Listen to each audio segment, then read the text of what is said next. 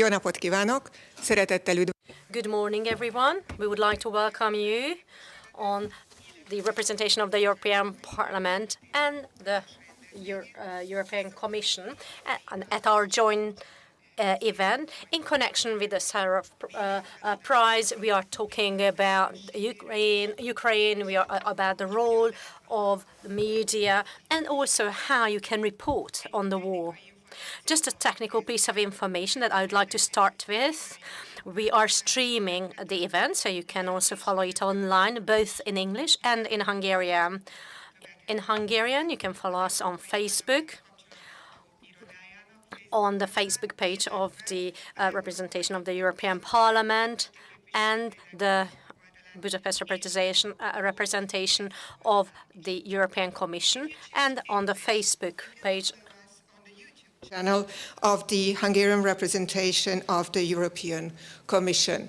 And I would like to ask Andrea Lővei, szeretném hívni Lővei Andreát, az Európai Parlament budapesti magyar.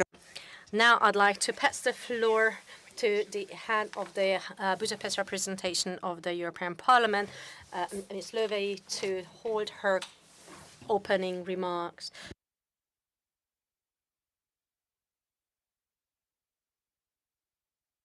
Ladies and gentlemen,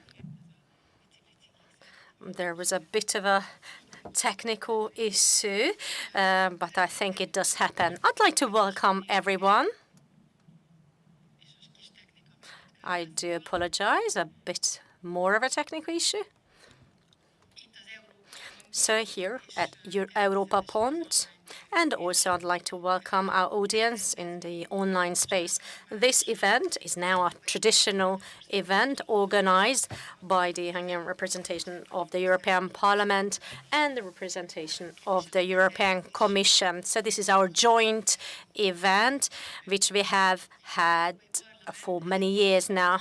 In 1988, the European Parliament established the Szaharov Prize, and that is awarded on an annual basis to people for their commitment and effort for human rights.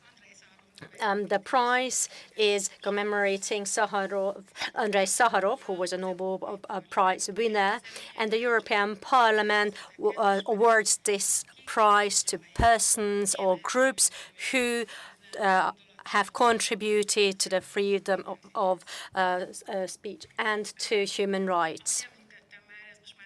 As I mentioned earlier, this is already a traditional series of events that we hold always in December, just before the Christmas holidays, and we would like to draw the attention of the Hungarian general public with this event to the Szaharov Prize and what it entails. The Szaharov Prize will be awarded this year on the 14th of December, so next Wednesday, in Strasbourg by Roberta Metsola, the President of Parliament, and this year it is awarded to the brave people of Ukraine. Roberta Metsola said the following in connection with the prize. The prize is awarded to those who are fighting on the front and those who had to escape and those who lost relatives and friends, who stand up and fight for what they believe in. I know that the brave people of Ukraine will not give up, and we won't either. In connection with the war in Ukraine, the freedom of media, the protection of journalists and disinformation also is in the center of our focus today. And the protection of journalists and any crime committed against journalists and the justice system, the sustainability of media and the flexibility thereof, as well as the democratic information protection are vital. And the enforcement of these values are made almost impossible by a war where not only disinformation that we need to fight against, but also journalists are exposed to physical threat. In response to that, RSF has set up 2 freedom centers in Ukraine, first in Lviv and then in Kyiv. In these centers, it's not only safety, physical safety training is provided, but also security is given to journalists, and also various online disinformation trainings are provided to journalist colleagues. The war against Ukraine is at the same time is a war against information. That's a quote from RFS in connection, RSF in connection with the Ukraine. Please allow me to welcome our guests, our panelists for today. Antoine Bernard, who is representing the Reporters Sans Frontières, and he is the director, and he is an expert of human rights, international justice system, and civil organizations. András Földes, journalist from HVG. Yeah, please join us on stage. And Szabolcs Vörös, journalists at Válasz Online. They both have been to Ukraine several times during the past year, so they have direct experience from Ukraine. And I would like to also welcome Edith Unitei, who is our moderator for today. So she's a journalist, and she's also the senior researcher at SAIT.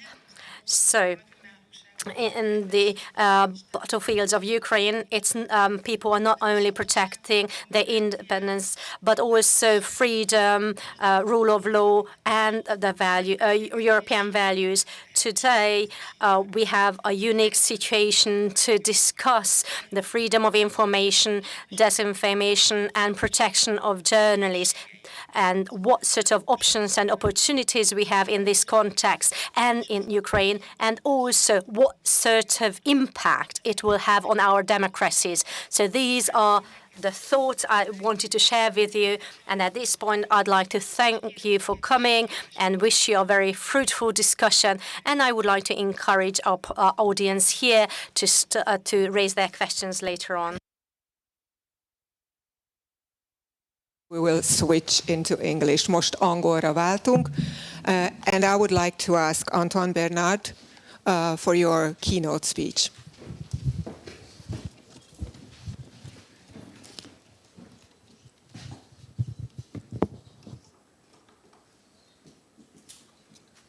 Thank you very much. Good afternoon, everybody. It's a real pleasure to be here with you in Budapest today for this very important event of celebration, reflection.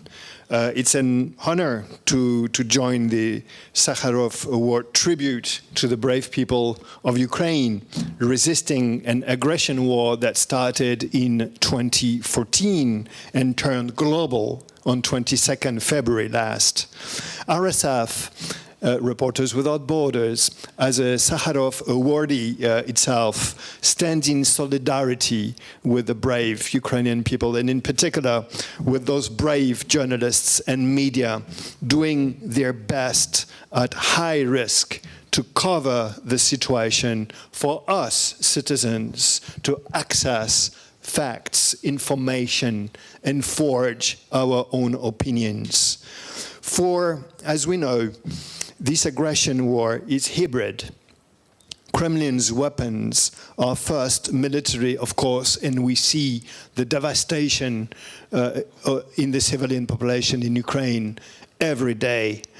Yet Kremlin also weaponizes food, energy, and also information. Facts have become a key target of the Kremlin. Resisting this aggression, accordingly, is also fighting for press freedom and the right to information. This fight also, in a sense, is existential, where information is not free, pluralistic, independent. There is no possibility for democracy. It's a boulevard for autocracy, and it's a boulevard for war. maybe to share, to frame our conversation in a very short moment and much better than with words, I can invite you to watch a very short video, 1.5 minutes, please. При этом в наши планы не входит оккупация украинских территорий. В основе нашей политики свобода. Свобода выбора для всех самостоятельно определять свое будущее и будущее своих детей. Мы никому и ничего не собираемся навязывать силой. Сегодняшние события связаны не с желанием ущемить интересы Украины и украинского народа. Еще раз подчеркну, что Украина для нас — это не просто соседняя страна. Это наши товарищи, близкие.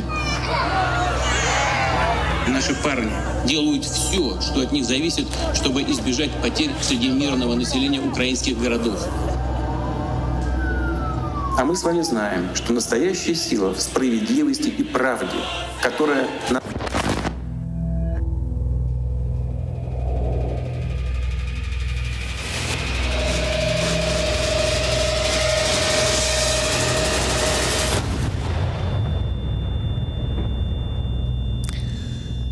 Thank you.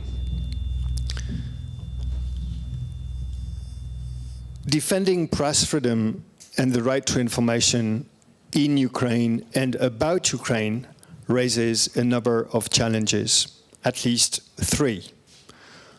The first challenge is the challenge of protection of journalists, media sustainability.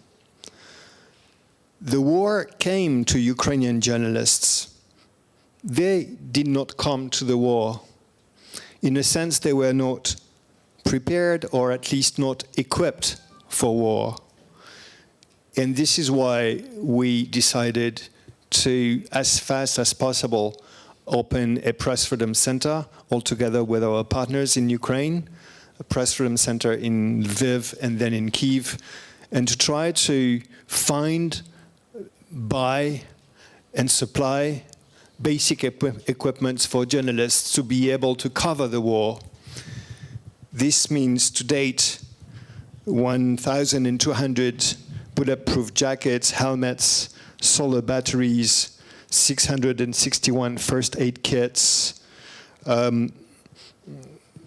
solar batteries, I said, 661 first aid kits, support to 35 Ukrainian media, several hundred journalists trained on physical security, more than 1,000 guides on security for journalists in times of conflicts distributed, and trainings provided. We are now working on trying to help journalists and media overcome the energy crisis and get supplied with solar batteries and generators. And this work shall absolutely continue. It does mean also the challenge of protection and sustainability. Contribute to telling the situation of media and journalists in Ukraine. Feeding that narrative is extremely important. It's not necessarily what comes first in mind when looking at the situation in Ukraine, because of the tragedy of international crimes perpetrated so massively against civilians. Yet the situation of journalists in Ukraine is extremely difficult. To address it, and to address also that protection challenge and sustainability challenge, we need partnershiping. We forged amazing partnerships to address that challenge. First, with our local partners. In particular, I would like to pay tribute to IMI, the Institute for Mass Information, and Ukrainian NGO to help and back up efforts of media and journalists in Ukraine. The municipalities of Lviv, in particular, the Ukraine Media Center, and other partners, so many, Free Press Unlimited among international press NGOs, press freedom NGOs, but also the European Commission, many donors that were immediately volunteering to try to help providing the support. It may appear so common, but you know, bulletproof jackets are expensive. The market, on 24 February, the world market of bulletproof jacket was just empty.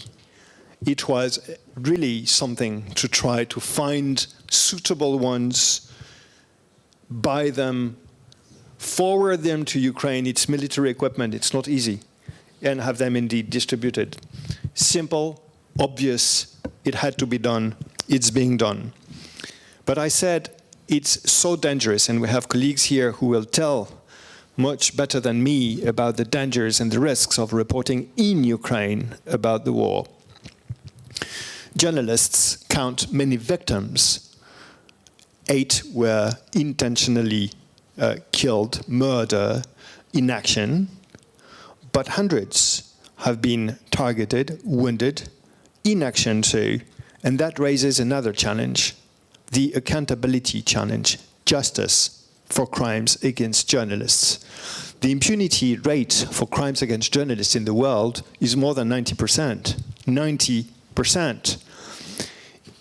It's quite cheap to murder a journalist because doing his or her job. We were used with the experience of Bashar al-Assad and Kremlin's involvement in Syria. From 2011 to date, at least 700 Syrian journalists have been murdered or disappeared because of doing their job. And this we learned from this experience. So from scratch, together with our Ukrainian friends, we decided to get equipped to be able to monitor permanently what was happening, how journalists were targeted, to document those facts, to qualify them, and to activate accountability mechanism, meaning that to date we filed 8 criminal complaints with the prosecutor, the general prosecutor of Ukraine, the prosecutor of the International Criminal Court, the French prosecutor in 2 cases, all of this concerning 50 events involving 120 journalists, plus the destruction, the voluntary destruction, the targeting of media equipment like television antennas in Ukraine. We've set up an investigating task force to be able to investigate crimes like the murder of Ukrainian photographer Max Levin, who was deliberately murdered. And we saw how it's very concrete. The Ukrainian prosecutors, investigators have too much to do. They want to, but they cannot. So they need support. In our investigation teams were in a framework agreement with the prosecutor, able to actually access and find the crime scene and discover that it had not been treated. And so we ourselves came to the situation where either we took the risk of leaving it and see it destroyed or exploited. And indeed, key evidence, material evidence was found, and in agreement with the prosecutor are being used now in the case. The third challenge is the challenge, and it's more global challenge, of protecting the information space.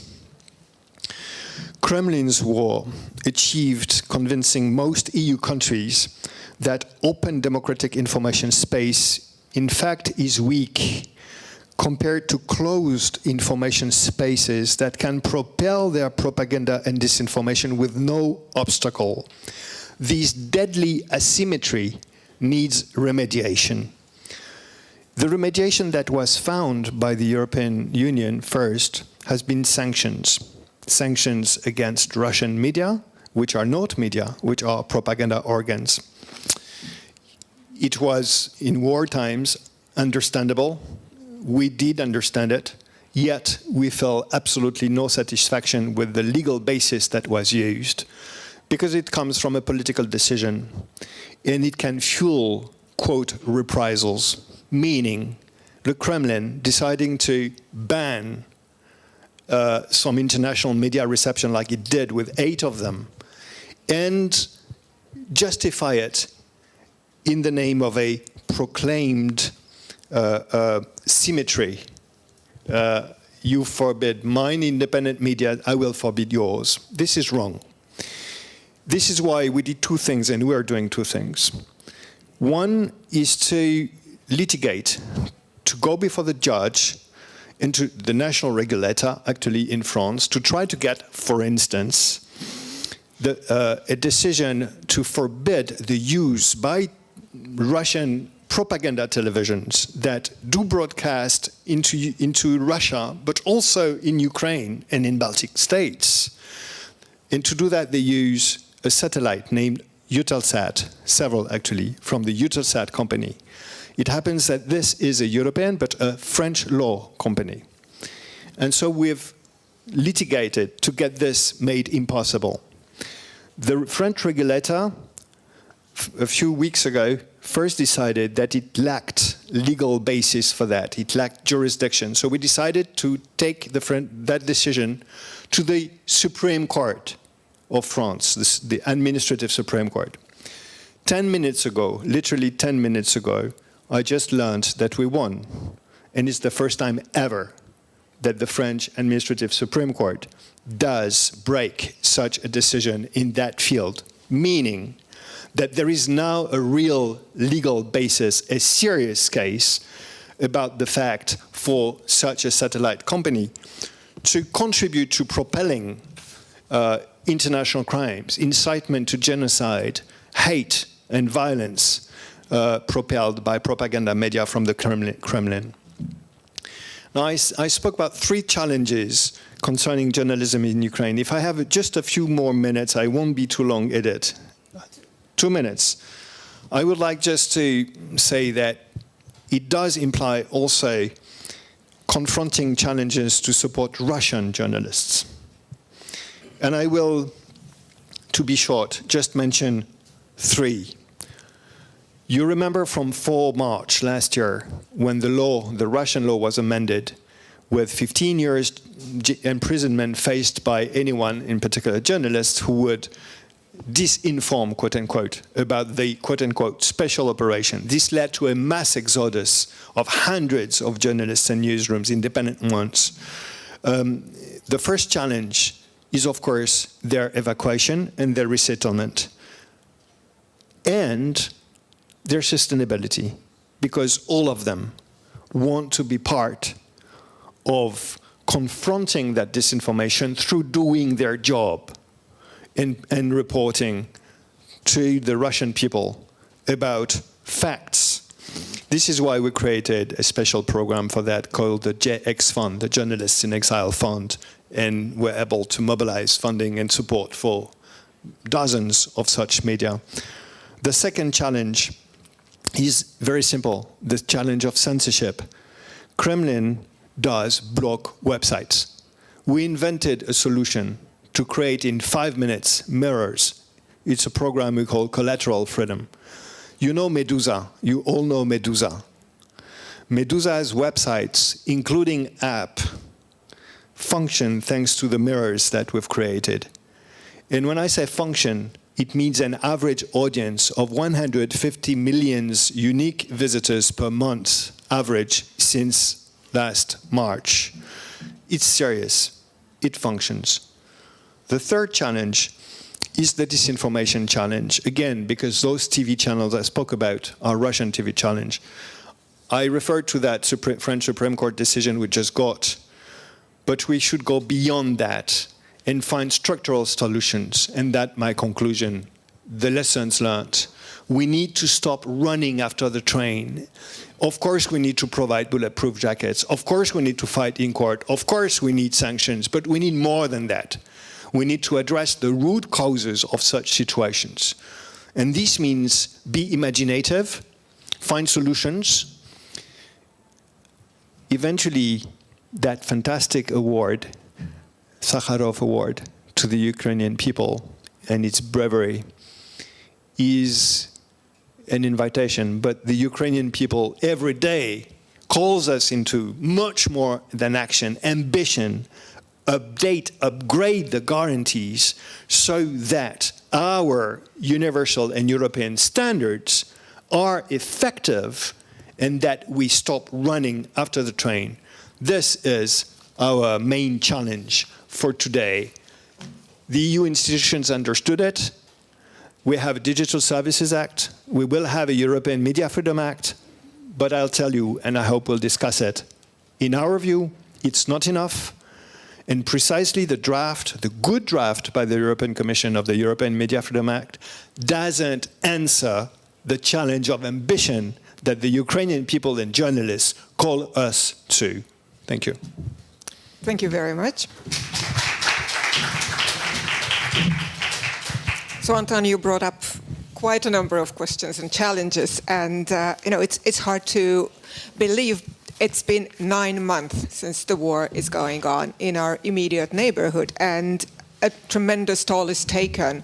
10 million people are internally displaced. 6 million people had to flee the country. And as you and Andrea rightly said, this war is not only fought in the battleground with tanks, with weapons, it's also fought in the information sphere.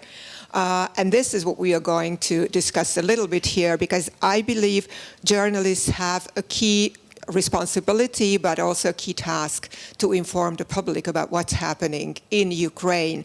But reporting during a war, it has special dangers, special challenges.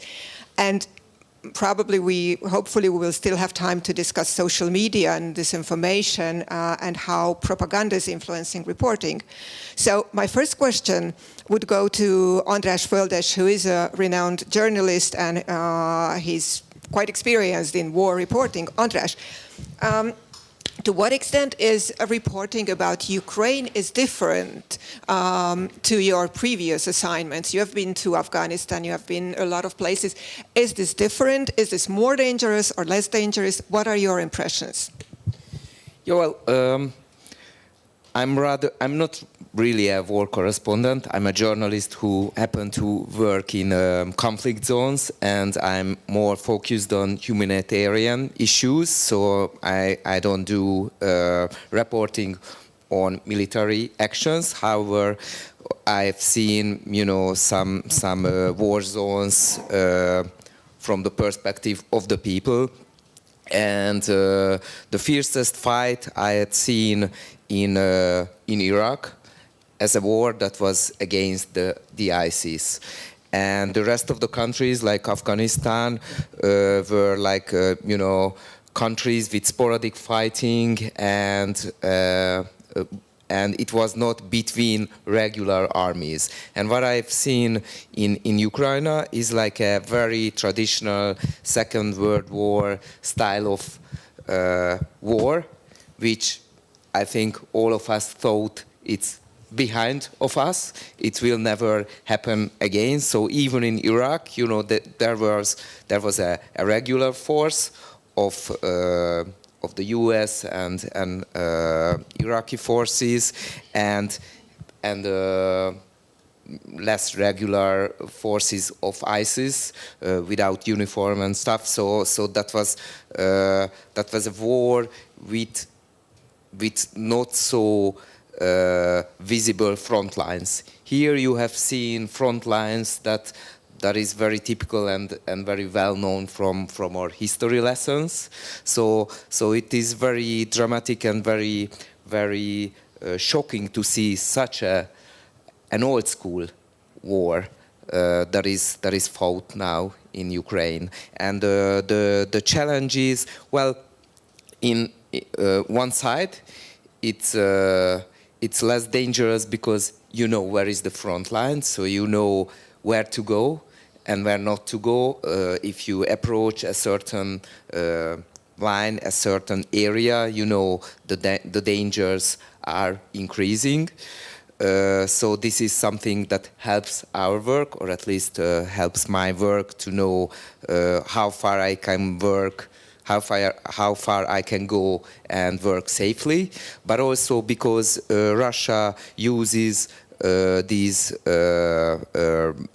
drones and rockets, it's more dangerous not only for civilians but for journalists as well, as you can get hit even in the capital nowadays. So it's a two-sided problem, I guess. I think we will come back to the atrocities about the civilian population, which is suffering tremendously during this war. And this brings me to my second question to Szabolcs. You were in Bucha, and you wrote a report about exhumation and your experiences there.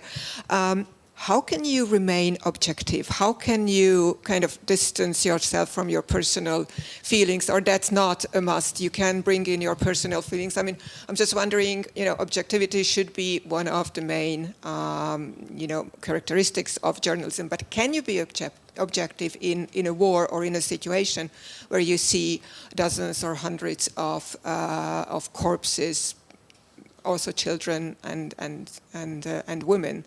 How can you react? Good afternoon, a warm welcome. Thank you very much for the invitation. You asked me about objectivity. Let me start with the issue that I quite dislike that phenomenon, because in the moment you start to use words in your article, you're in one box. I mean, even if you are writing an article which is just answering the 5 W's and 1 H, the seat. Okay. So warm welcome and thank you very much for the invitation. Again, so you asked me about objectivity, and I quite dislike that phenomenon, because I think that's a non-existent thing. What you can do is be thorough as much as it is possible, as much as the circumstances allow, and that's what I try to do, not just in Bucha, everywhere I go. That ask around everybody you can. And then you decide the style of article you want to write. If you write, I don't know, a reportage, then it is quite allowed to put your personal feelings into the article.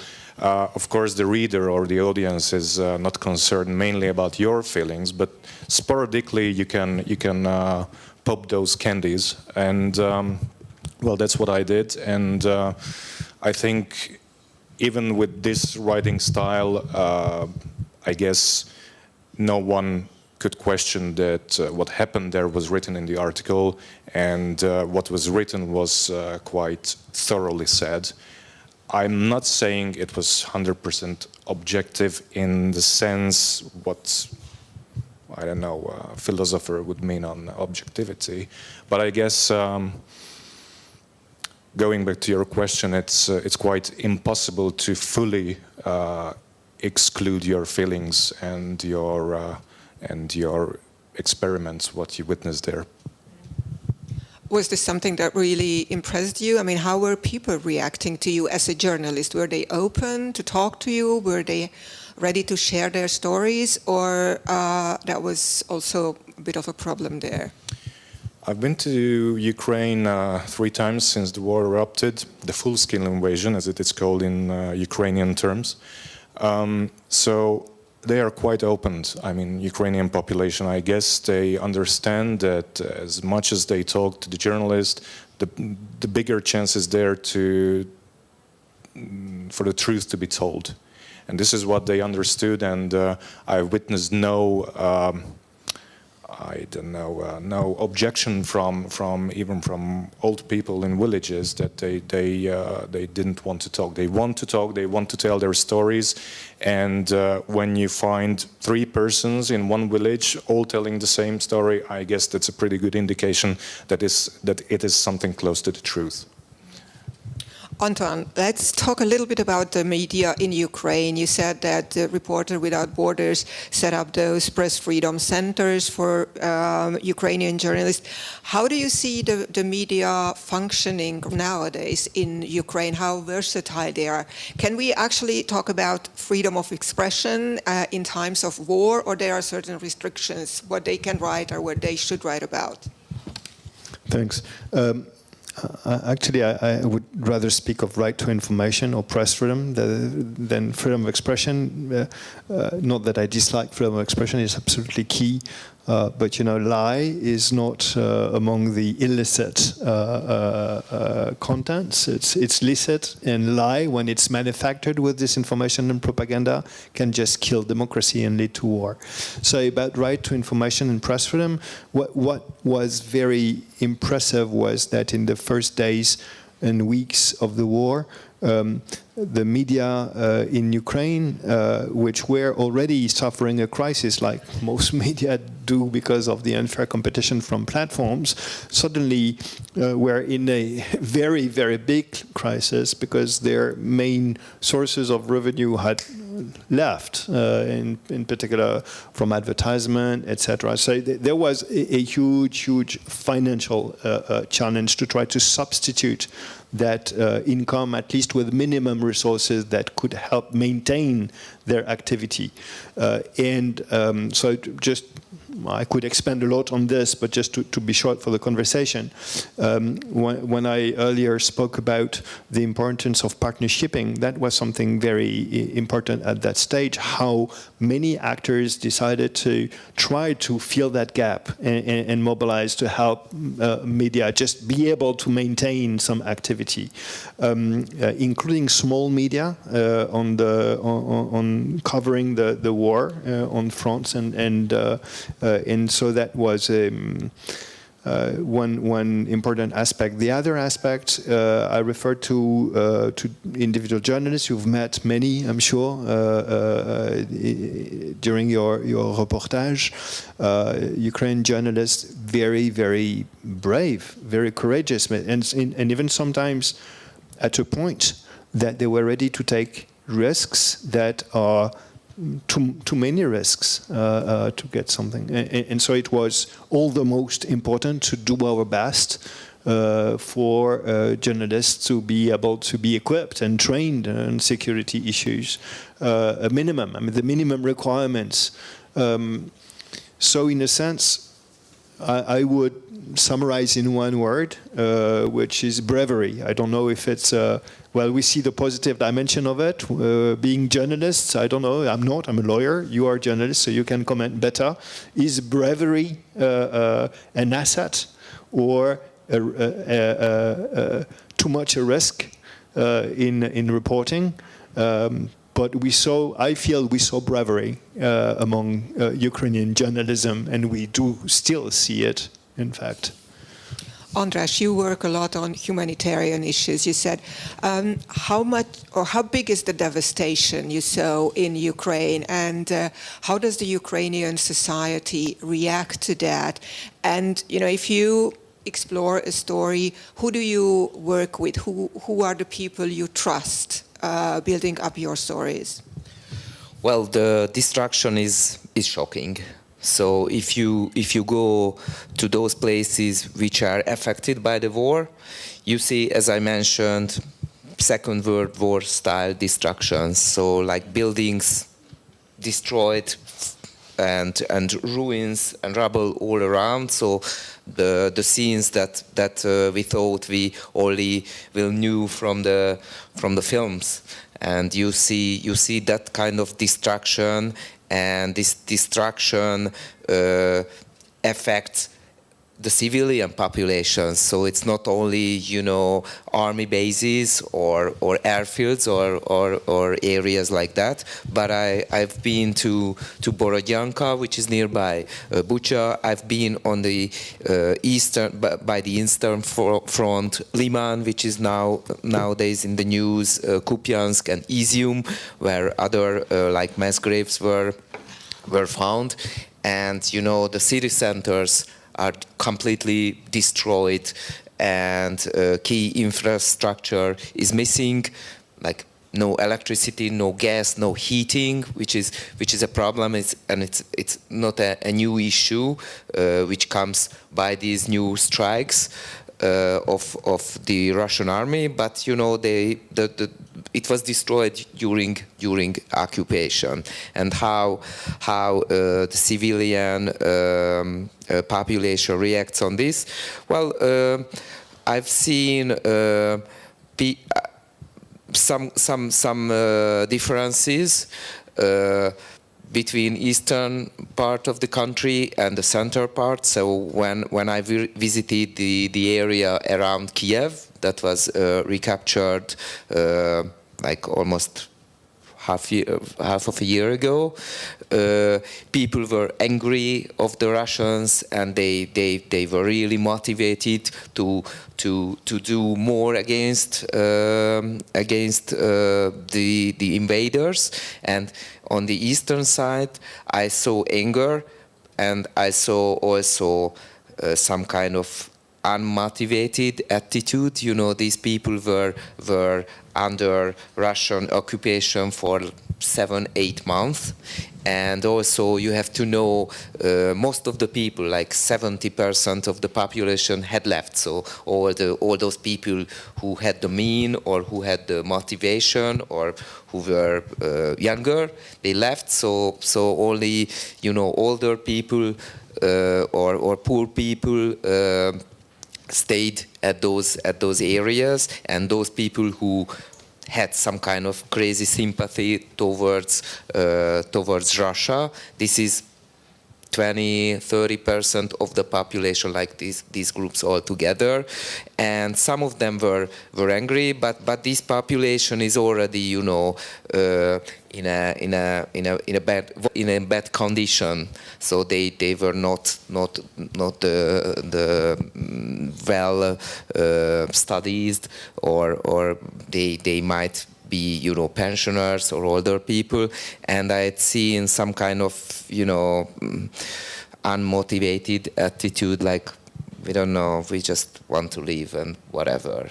So this told me about the devastation of the war. So how war affects, you know, the souls of the people.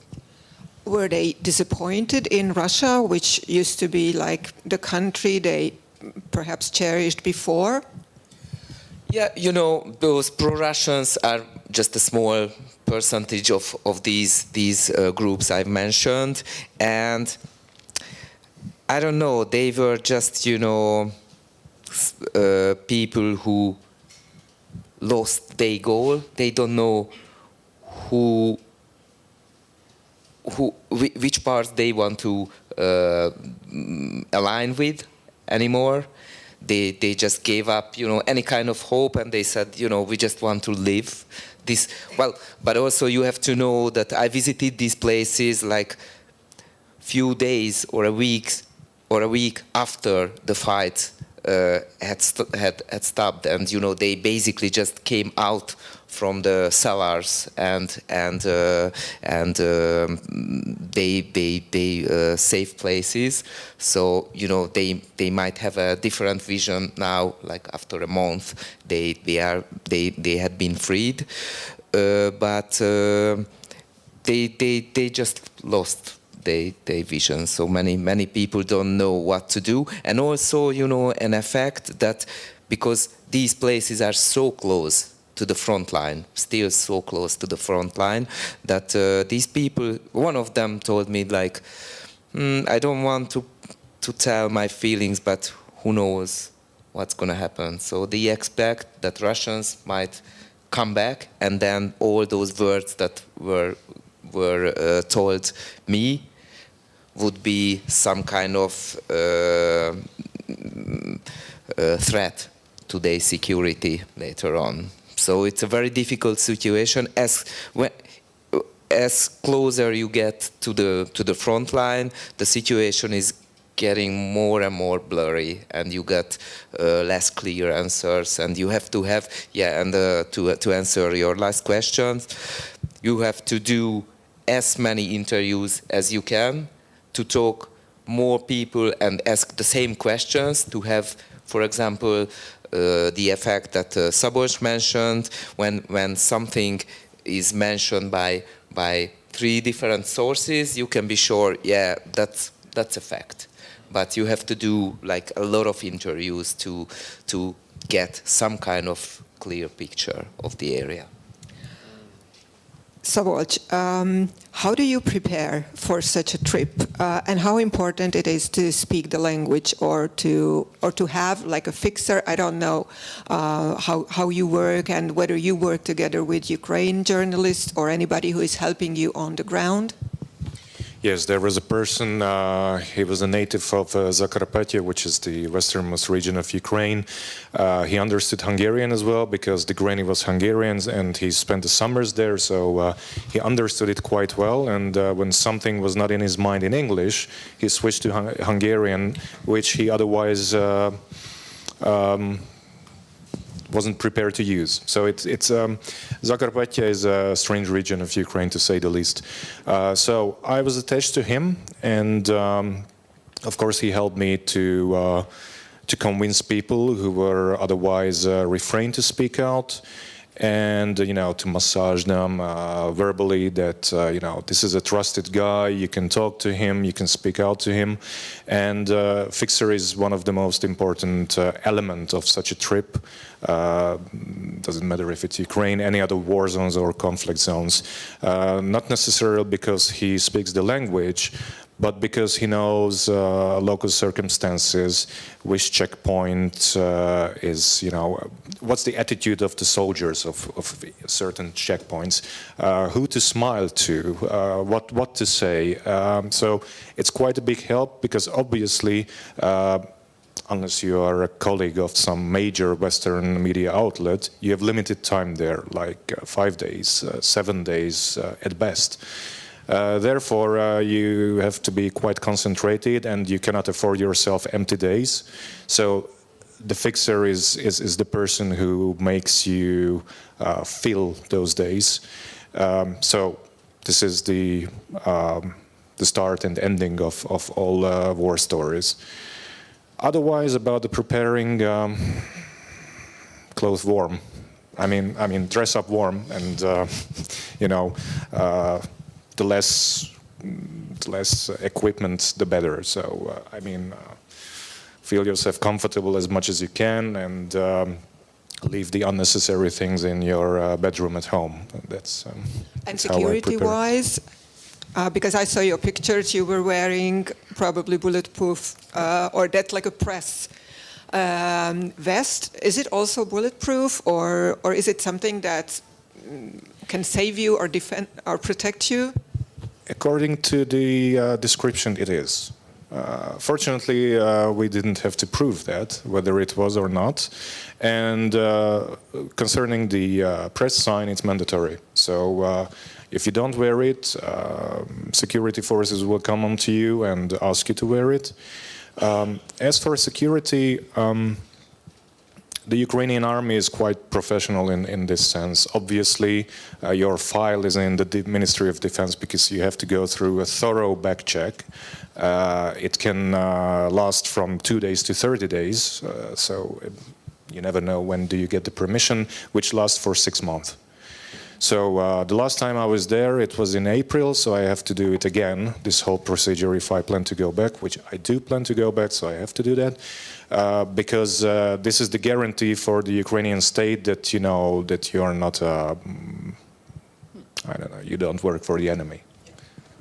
And this brings me to the question about the Ukrainian military, which is, in a way, it's in the Ukrainian military's interest to have as many Western journalists there to report about the devastation, to report about atrocities. Is the Ukrainian military a partner for journalists, or you also tend to keep a certain distance? And I would ask Antoine first, what would be the guideline from Reporter Without Borders? Well, we have a whole security guide on this, so I won't go through all that. But just what I want to say about the coverage by journalists, we've been supporting a huge majority of Ukrainian journalists, but among the foreigners, we supported journalists from 32 nationalities, and also it means that that situation has shown to be, and that's fortunate, of interest, of journalistic interest to journalists from and media from many countries, and that, of course, is extremely important. So the conditions and the legal conditions and practical conditions under which journalists can work in Ukraine is absolutely key. I would never say that a military or a belligerent is a friend or has to be a friend. Maybe there can be good relations. And Ukrainian journalists, I was referring to Max Levin earlier, was a friend to military. But he was a journalist. He would accompany, like maybe you've been doing the military in a reportage, but doesn't mean that they are friends. Trying to maintain the distance, call it the objectivity or differently if you find a better word, but maintaining the distance. And there were some, and there have been, and there remain some discussions, permanent, and frustration from journalistic frustration about some rules, some applicable rules by the military, not by the military only. I mean, by the government. The key question is about. It's a question we call of proportionality of a restriction to journalistic work, but proportionality is it's a legitimate question. It's legitimate to restrict. It's not illegal to restrict, but it depends how much. It depends the modalities.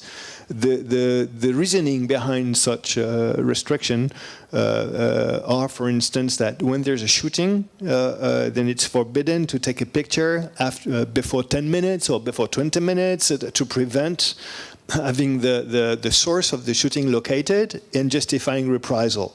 So that's a military justification that is legitimate under humanitarian law, and it would remain proportionate based on facts and circumstances, as long as it wouldn't turn, for instance, to a forbidding journalism activity for 2 days or 1 day. Or I mean, so it's really a question of balance, that question of proportionality. But there have been and there remain some journalistic frustration about such rules.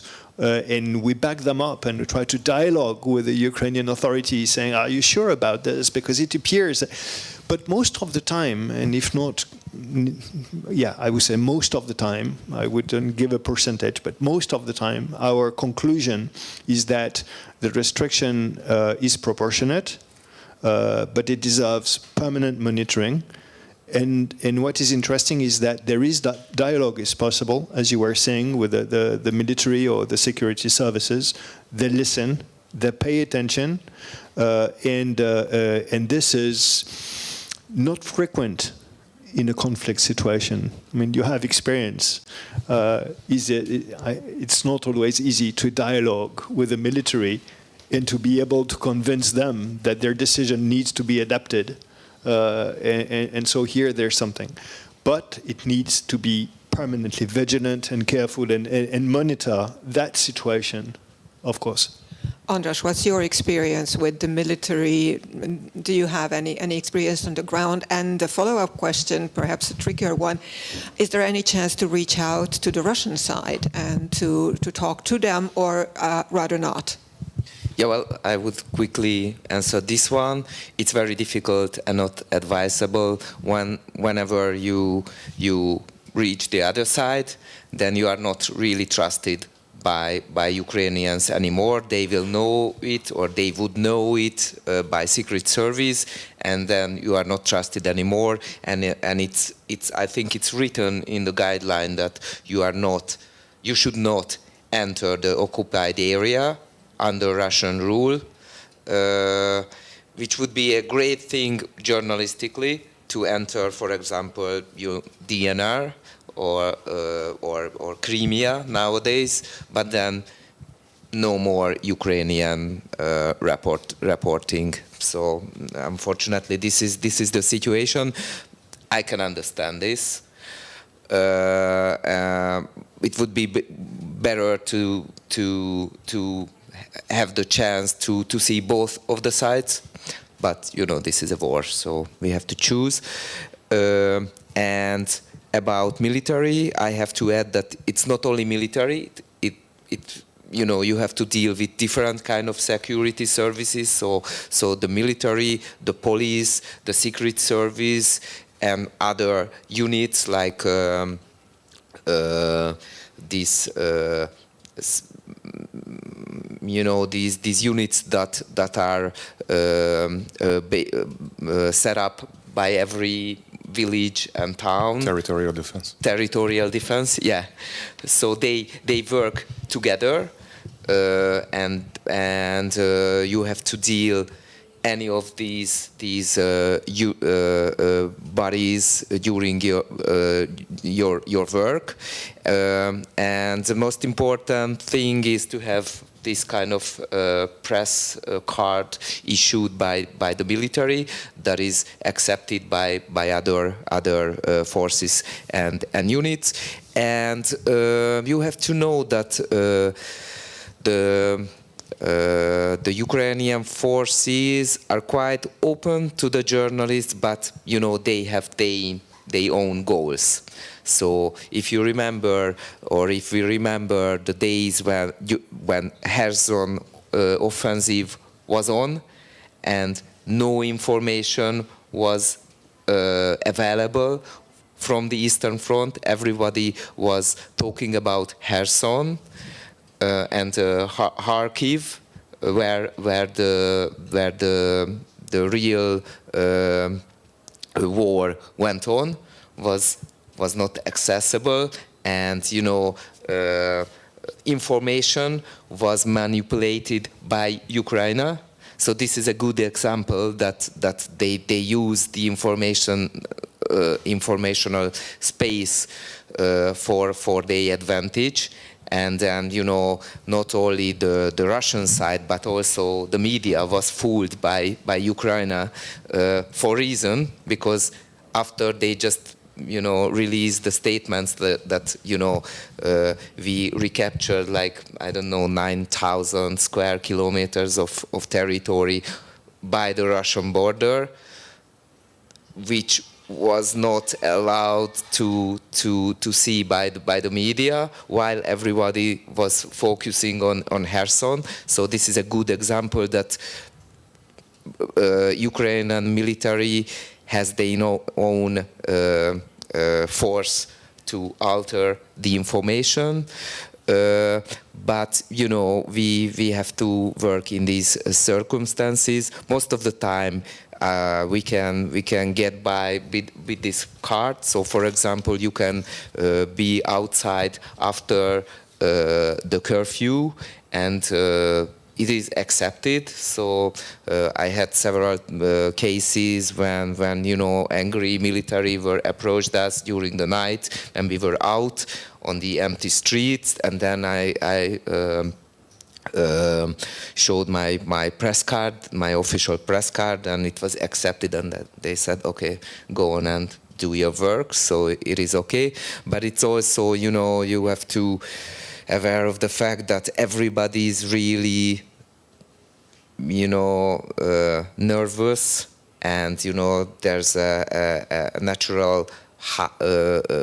naturally high tension in the society, and many times I was just I had taken pictures on the street, and I was circled by civilian by some kind of services in plain clothes, and I was taken to the police station and questioned for 3 hours, although I showed all my cards and everything. And then after a few hours, they cleared me. They did several phone calls, and then they said, okay, so you're not a Russian spy. You can go on. Well, this is some kind of obstacle during the work. I can understand them. I always said, okay, you just did your work. Thank you for really releasing me. But I lost few hours from my precious time, so it's not easy. So it's quite okay to work, in short, in Ukraine, but there are these obstacles, and they have their own interest to alter the information. This is what we have to keep in mind. Szabolcs, anything to add on that? And I'm also wondering whether you had any negative experiences just by being a Hungarian journalist, because that's, I think, a very, very sensitive issue nowadays in Ukraine.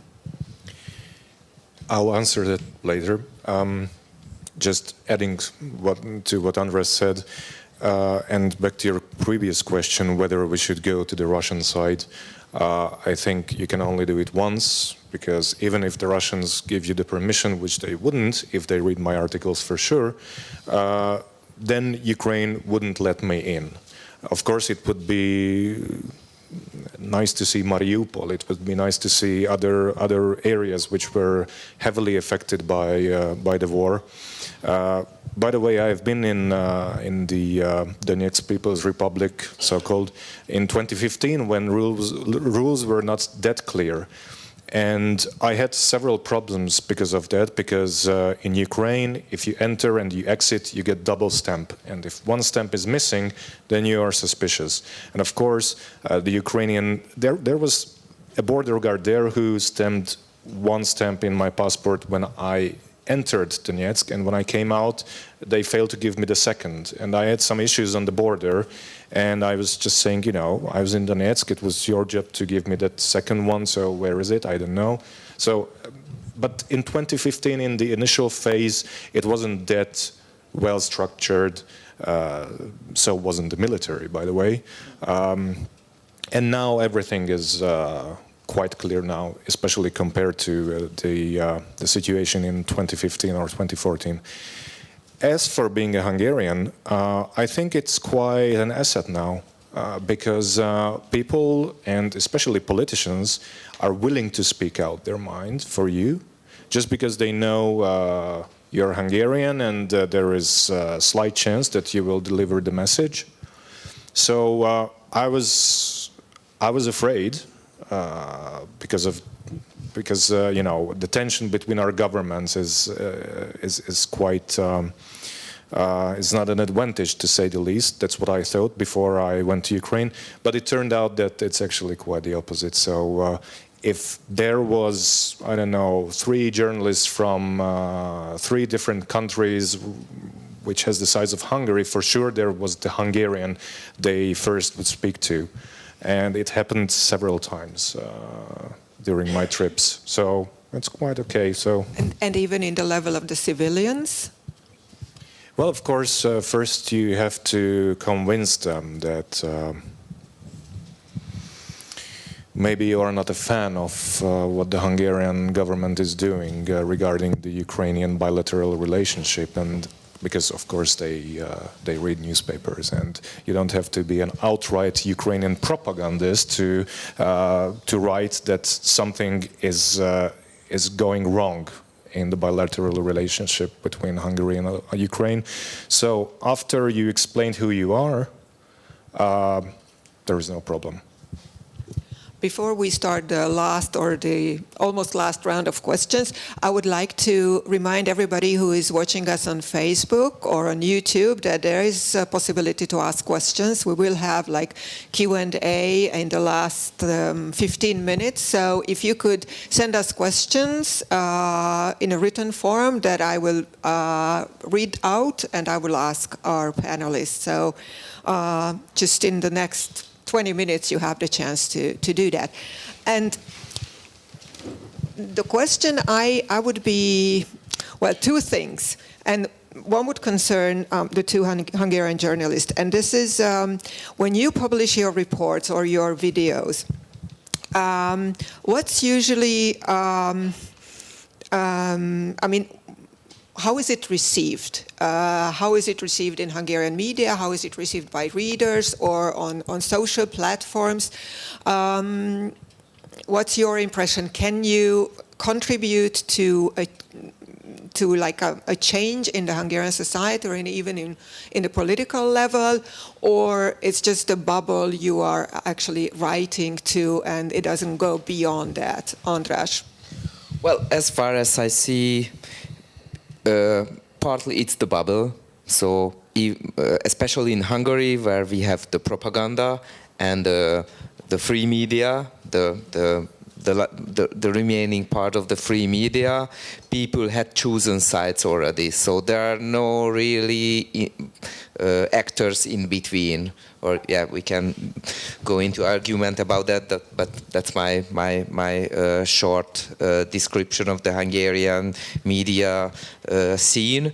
So people had chosen sides already. So it's not really a usual case that someone who's supporting the government would watch my videos, unless some of the propagandists would highlight like, okay, this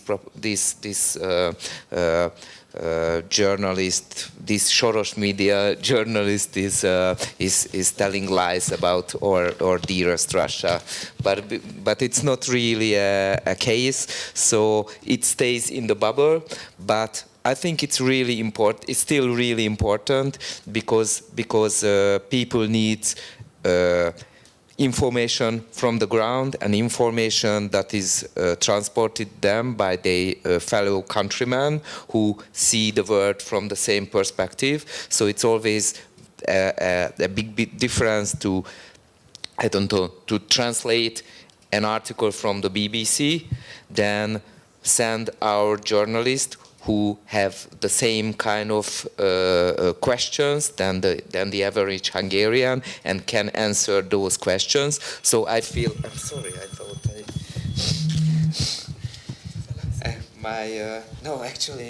my editor-in-chief. I will explain. I hope he's watching. Maybe I didn't said the right thing. So I'm sorry. I'm just getting what I have to tell. So I feel this is important to have our own journalists. Szabolcs, you work for a media which is also read by a lot of conservative people. Do you think it really matters what you write? Is it important to report from Ukraine? If I didn't believe in it, I wouldn't do it. So, yeah, that's actually the short answer. If I can add something to your previous question, reception of our articles, it was shocking. Yes, it was. My article, or the reportage, what I saw in Bucha, was published in mid-April, or around the 10th of April. And just to give the context, on the 6th of April, there was an international press con held in the monastery above the hill, where our Prime Minister, freshly re-elected, was faced the question, Prime Minister, could you comment the scenes which we are seeing in Ukraine, in the outskirts of Kiev? People were shot there, most probably by Russian soldiers. Do you have anything to add? And his answer was that instead of, stepping up and saying that, we fully condemn it, he said that we need an international objective examination. Until we don't have it, these are just press news or hoaxes or whatever. Not hoax, but something like that. And days after this, my reportage was published, that there were pictures about corpses, and I wrote what I had seen there, and then the comments.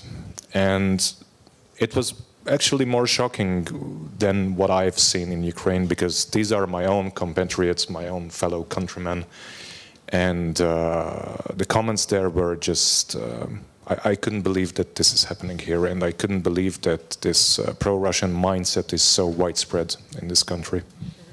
So they were actually condemning you for reporting about something that actually, they thought would not happen. I saved the best comments before I banned them, so on Facebook, because unfortunately I'm also one of the Facebook admins of our news site.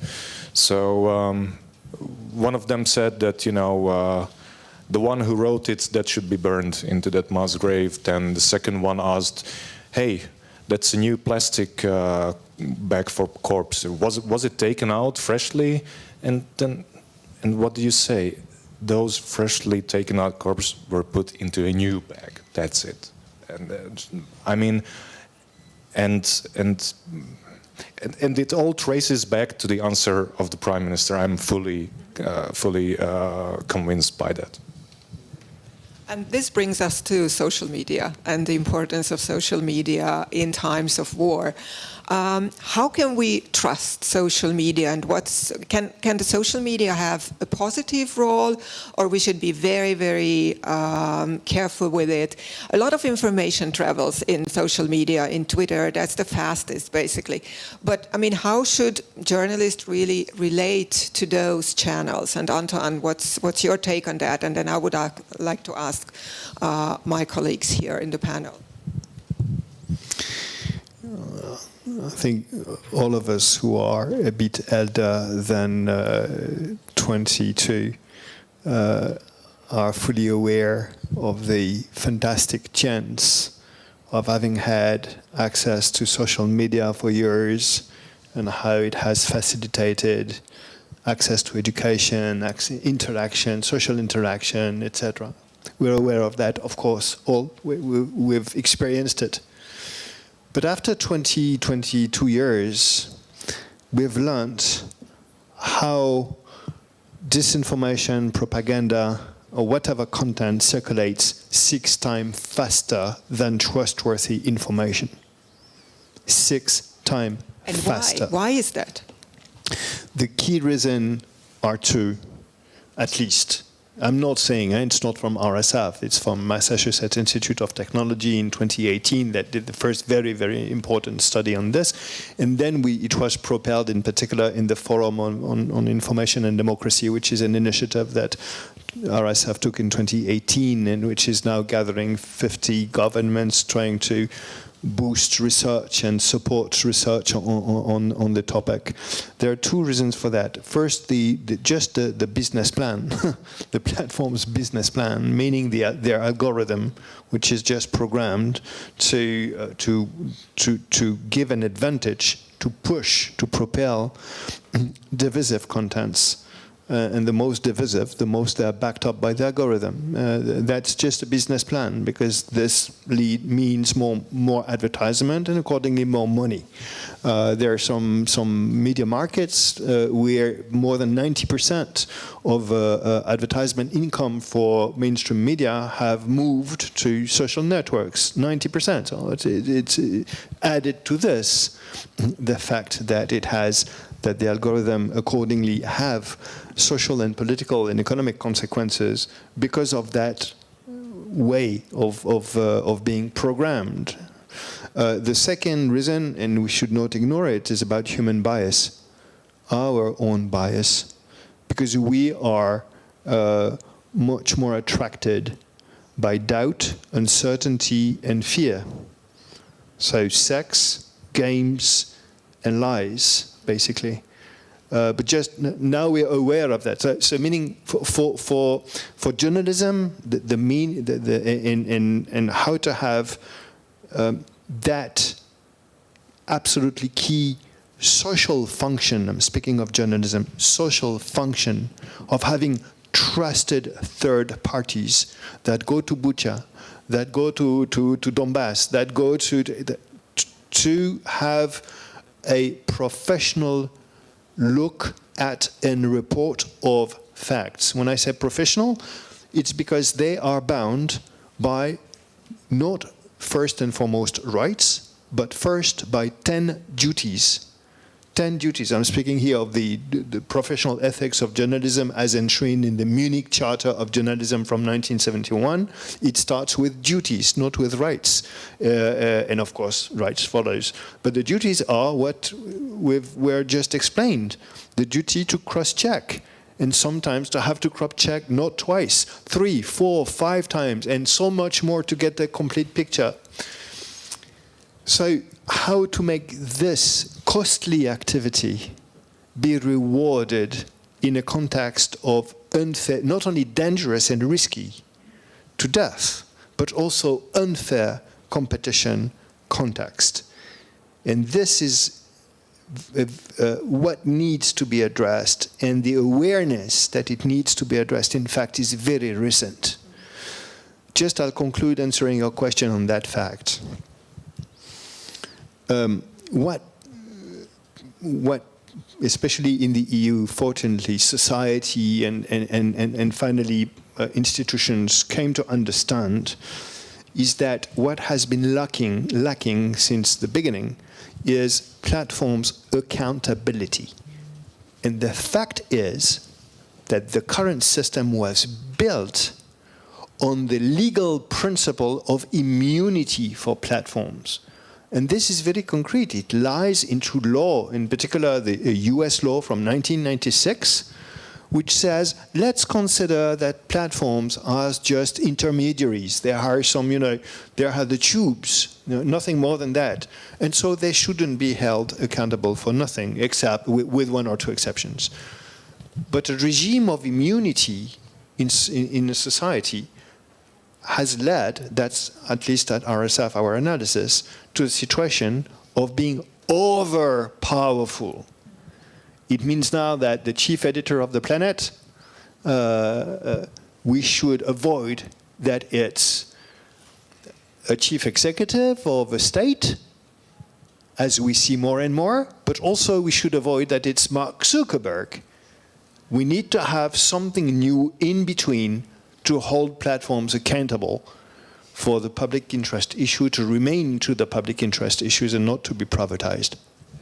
Thank you so much. I'm just wondering whether there are any questions from the floor. If there is... Yeah, please.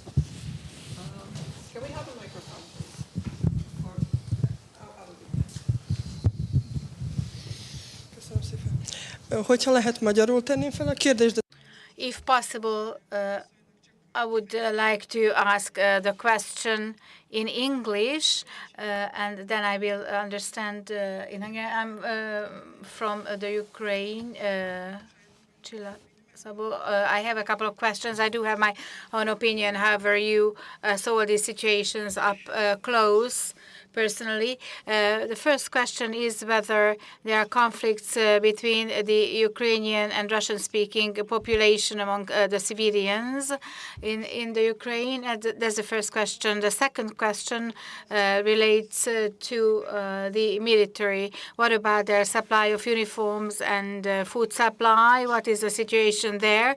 And the third question relates to the local residents. What are their views? Clearly, nobody can answer this question completely, but what is the reason that in February this whole war started? What does or what do people think locally? Everybody has some ideas, of course, but what is the most widespread view or widespread opinion about the reason for the war? Hungarian? Okay. Okay, so about the military, I don't know. So I don't have close contact, as I mentioned. That I'm focusing on people's life, so not military topics. So I don't know if they are well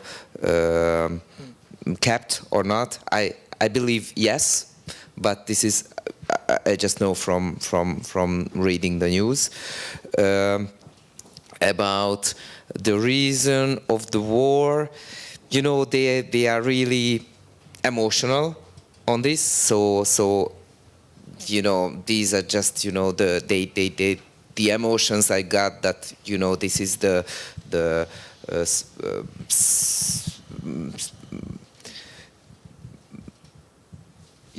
pride of Putin. I try to avoid those words I was given. So, the pride of Putin. So this is something, his own war. This is not about, Russia or something. This is, made by Putin and his allies and his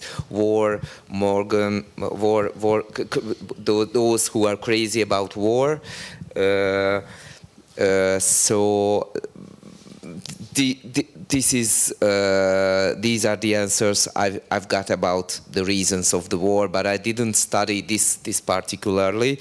And about your first question, I didn't see any real break between Ukrainian and Russian speaker Ukrainians. So I basically, you know, I saw a big unity in Ukraine. You know, there are differences between the attitude, as I mentioned previously. The eastern part is more traumatized, how I put it in. But basically, you know, language is just a thing that doesn't mean anything politically. This is what I had seen, and I also saw the first time I've been to Ukraine was 2014 during Maidan, and I had been there like, I don't know, around 10 times or something until now, and I've seen that even Russian-speaker Ukrainians tend to use Ukrainian more and more, because this is, you know, also a sign of the nation's unity. But I don't see any break between those who, you know, like the older generation tend to use more Russian, but I don't see any problem with it, and I haven't seen any conflict in the society because of the use of the language. So much? As for the language, I think one of the reasons that Russia had miscalculated this war was the perception that such difference exists between Ukrainian speakers and Russian speakers, whereas the truth is that it's quite sporadically, if there is anything left. So, of course, regions differ from each other in Ukraine, and that's one of the most beautiful things in that country, that you have to know which region are you in a particular moment. So, Transcarpathia is one thing I already explained. Lviv, if you speak Russian there, even before the war, you wouldn't get a single croissant in the shops. So it had to be English or Ukrainian. Whereas in Kiev, some people told me that they tried Ukrainian, and Russian-speaker Kievians thought, you know, who is this countryman? So such cases existed, and as Andras said, of course now more and more people are trying to learn Ukrainian, use it in everyday speaking, despite the fact that their mother tongue is Russian. And of course, one of the propaganda factors for Russia is that whoever has a Russian mother tongue is necessarily a voter of Mr. Putin, which is, of course, not the case. But if you read the news, even in Hungary, there is a perception that, you know, Russian speakers are pro-Russian in the sense that they are in favor of the Russian political elite, which, you know, couldn't be more untrue. As for the military, just as Andras, you know, I don't have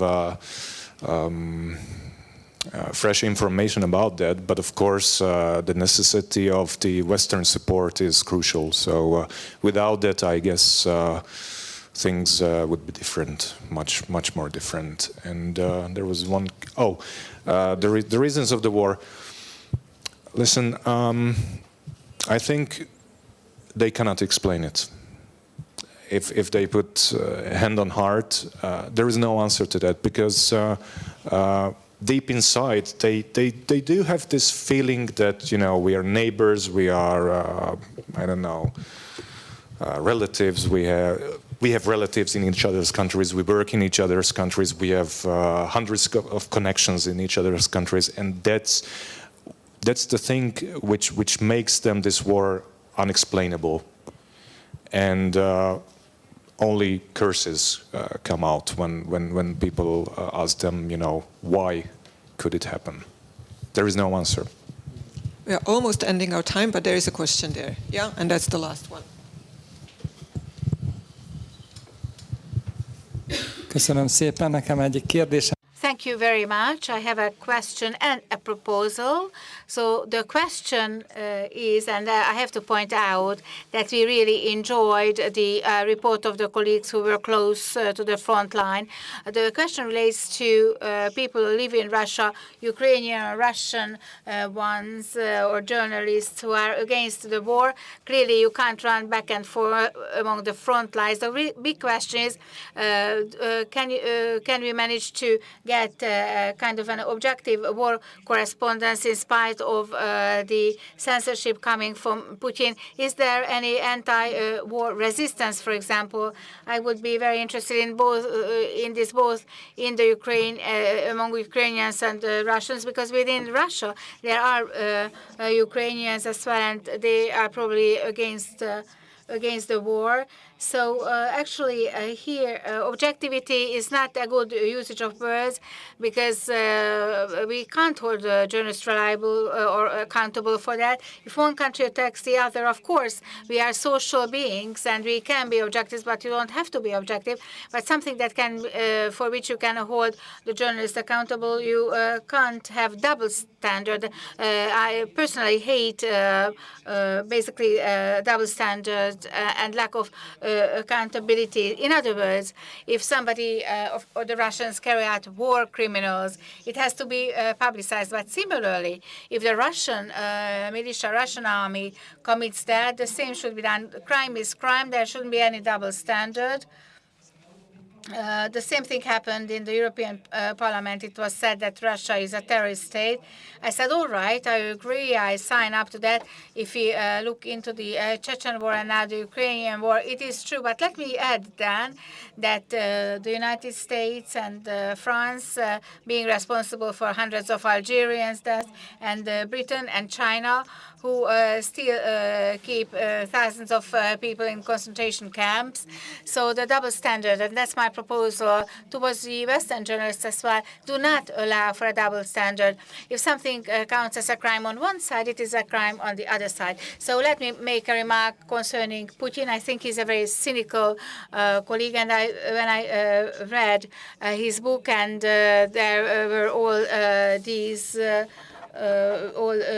attacks of the buildings in Moscow, so that then the Chechen people would be blamed for the explosion of the Moscow building. So that relates to the issue in terms of the Politivskaya. So